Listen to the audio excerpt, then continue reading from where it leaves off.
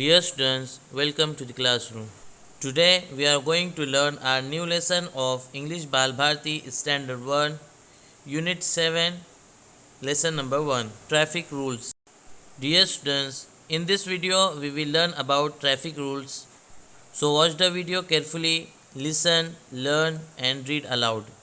When you go out into the street, in your vehicle or on your feet, look out for each traffic sign to keep you safe, secure and fine. To cross the road when you go walking, use the black and white zebra crossing. So dear students, when you are going anywhere by walking or by vehicle, you should look out for each traffic sign. It will keep you safe, secure and fine. And if you want to cross the road when you go walking, so use the black and white zebra crossing. Dear students, now we will see the traffic signal for vehicles. Red. If a signal changes to the color red, stop at once, don't go ahead. Yellow.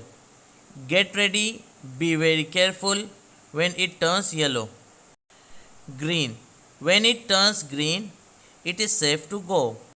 So dear students, obey the rules without much fuss and reach home safe. You are precious.